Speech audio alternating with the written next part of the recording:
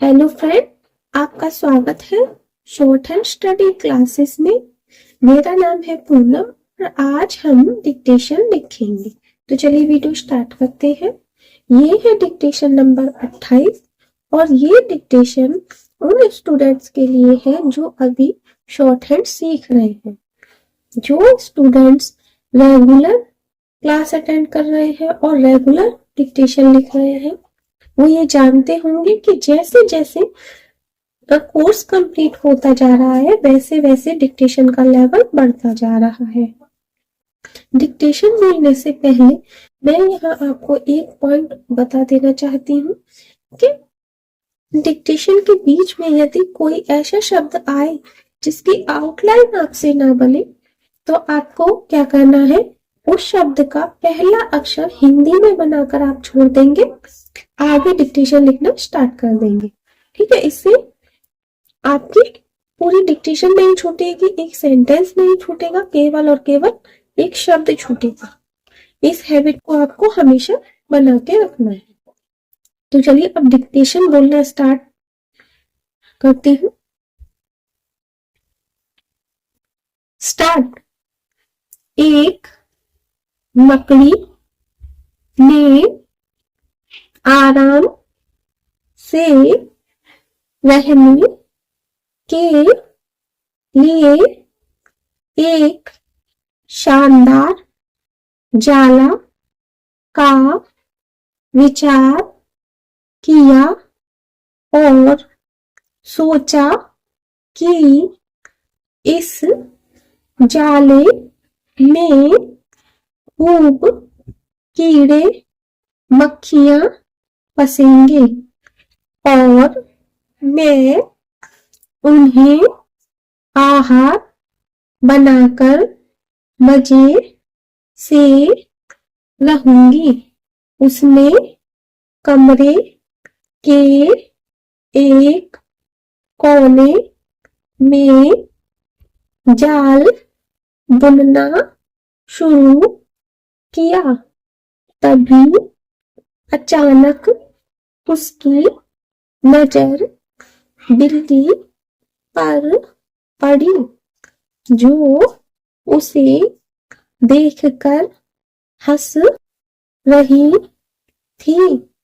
मकड़ी को गुस्सा आया लेकिन बिल्ली बोली, हंसूं नहीं तो क्या करूं? यहाँ मक्खियां नहीं है, यहाँ कौन आएगा तेरे जाल में? बात मकड़ी के गले उतर गई। उसने अच्छी सलाह के लिए बिल्ली को धन्यवाद दिया और जाला अधूरा छोड़कर दूसरी जगह तलाश करने लगी। उसने खिड़की में जाला बुनना शुरू किया। तभी एक चिड़िया आई और मकड़ी का मजाक उड़ाते हुए बोली, अरे मकड़ी, तू भी कितनी बेवकूफ है। अरे यहाँ तो खिड़की से तेज हवा आती है, तू अपने जाले के साथ ही उड़ जाएगी। मकड़ी को चिड़िया की बात ठीक लगी और वह वहां भी जाला अधूरा बना छोड़कर सोचने लगी, अब कहाँ जाला बनाया जाए। तभी उसे एक अलमारी का खुला दरवाजा दिखा और उसने उसी में अपना जाला बुनना शुरू किया। कुछ जाला बुना ही था, तभी उसे एक कॉकरोच नजर आया जो जाले को अचरज भरी नजरों से देख रहा था। बोला, अरे यहाँ कहाँ जाला बुनने चली आई। यह तो बेकार की अलमारी है।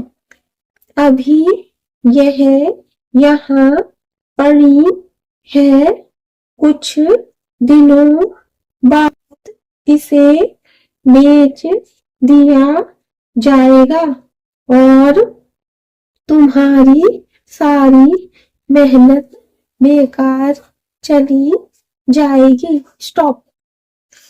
अब आपने डिक्टेशन लिख ली है, तो सबसे पहले तो आपको इस डिक्टेशन को चेक करना है। इस डिक्टेशन की आउटलाइन को मैं स्क्रीन पर लगा दूंगी, आप वहां से इसे चेक कर ले कि इसमें कितनी गलतियां हैं और क्या नहीं है। ठीक है, अब जितनी भी गलतियां हैं आप उनको अलग लिख ले एक पेज पर, है ना। आप जब भी डिक्टेशन लिखिए डेट वाइज डेट ऐसे गलतियों को अपनी लिखती जाया करें, ताकि आपको पता रहे कि आपकी जो एक्यूरेसी में बढ़ोतरी हो रही है या नहीं, यानी आपकी गलतियां कम हो रही है या नहीं हो रही है। तो इसके लिए आपको नोट करते जाएं।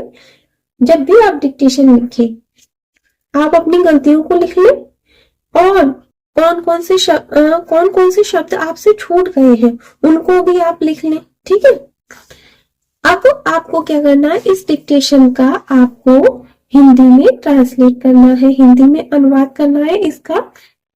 और जब हिंदी में आप इसका अनुवाद कर लेंगे उसके बाद हिंदी को भी आप चेक करना। मैं हिंदी वाली को भी डिक्टेशन को मैं स्क्रीन पर लगा दूंगी, वहां से आप हिंदी को भी चेक कर ले और वहां कितनी गलतियां हैं आप चेक कीजिएगा। ठीक है, अब आप देखेंगे कि जब आप हिंदी में अनुवाद करेंगे ना तो आपकी गलतियां उसमें कुछ कम होंगी, है ना। इसीलिए मैंने आपको कहा था कि यदि कोई शब्द ना आए तो आपको क्या करेंगे, एक अक्षर बनाकर उसका छोड़ दे, ताकि जैसे स्टोरी है तो आपको पता रहे, अंदाजा हो सकता है कि वहां पर कौन सा शब्द हो सकता है। मैं आपको बता दूं कि 99% आप अंदाजा सही ही लगाएंगे, तो उससे आपकी गलतियां कम होने के चांस है। और क्योंकि आप जानते हैं कि जब आप स्क्रीन टेस्ट देंगे तो आपकी शॉर्ट हैंड वाली कॉपी चेक नहीं होगी, आप जो हिंदी में टाइप करेंगे वो चेक होगा, तो वहां आपकी गलतियां काउंट होंगी। तो इसलिए मैं आपको बता रही हूँ कि जब भी आप प्रैक्टिस करें तो हिंदी में अनुवाद जरूर करना है। ये तीन नियम आपको हमेशा कान मान लेने हैं। नंबर 1, यदि तो कोई ना आए शब्द की आउटलाइन तो आप ऐसे एक अक्षर क्लिक कर छोड़ देंगे। और दूसरा, जब भी आप डिक्टेशन लिखिए उसका अनुवाद जरूर करें हिंदी में। और तीसरा, जितनी भी आपकी गलतियां हैं आप उनको चेक करें और उन्हें नोट कर लें और उनकी आपको प्रैक्टिस करनी है। अब आप उन गलतियों जो भी आपसे नहीं बने हैं, जो भी शब्द नहीं बने हैं, उनकी प्रैक्टिस करने के बाद आप दोबारा से इस डिक्टेशन को लिखेंगे और दोबारा से उसे चेक करेंगे, दोबारा से उसका हिंदी में अनुवाद करेंगे। इतना सब करके ही आपको इस डिक्टेशन को छोड़ना है। मिलते हैं अगली क्लास में। धन्यवाद।